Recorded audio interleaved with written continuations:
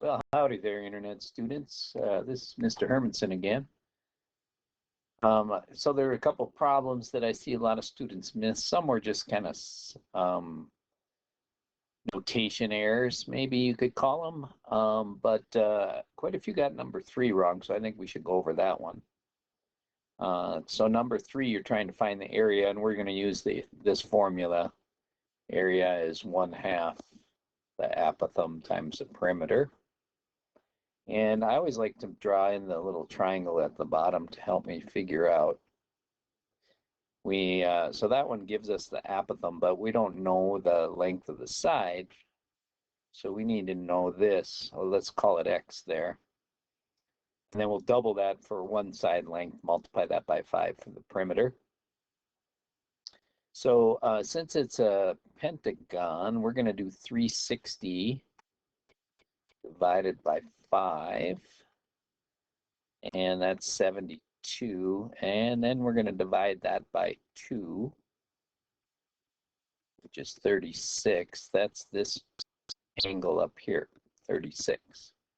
Because remember, if I divide by 5, I get this whole angle there, and I just want half of that, so 36.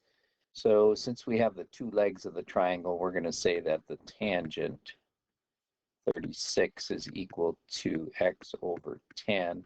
So we need to do 10 times the tangent of 36 to get the apothem length, or not the apothem length, but the base length. Then we need to double that, and then multiply that by 5 to get the perimeter. So let's just multiply that by 10 to get the perimeter.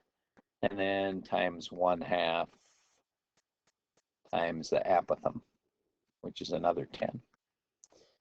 All right, so if you do that, you should get the right, and try to not round your answers until the very end. So maybe use your store function on your calculator to help keep this as accurate as possible when you're doing that. All right. I also noticed number 5 and 6, a lot of students got wrong. It didn't look like you were getting them wrong because you didn't understand what was going on. We need the ratio of the areas, so we're going to do 5 squared to 7 squared.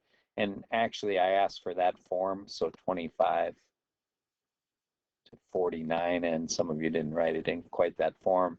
Or maybe you wrote it as a fraction, or maybe you did 49 over 25. Same with number 6. Okay. Another one that a lot of students got wrong is number 18A, 19A, and 20A. So we'll find those here. 18A. I actually don't think you had much problem with that, just maybe your explanation. The sine of a 90-degree angle is equal to 1, so basically the formulas turn out to be exactly the same. Number 19, a lot of students miss that it's only asking for a quarter of the circle here, and so a lot of students said that the ratio of the areas would be 1 to 4, but since this is a quarter of a circle, they'd actually be 1 to 1. And then number 20, can a regular polygon have an apothem and a radius the same length? The answer is no. If it would, think about this triangle you have at the bottom of the whatever the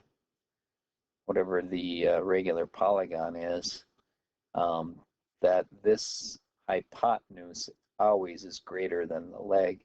If they were the same, you wouldn't have a triangle anymore, and then we'd be talking about a circle, and the apothem would just be the radius of the circle.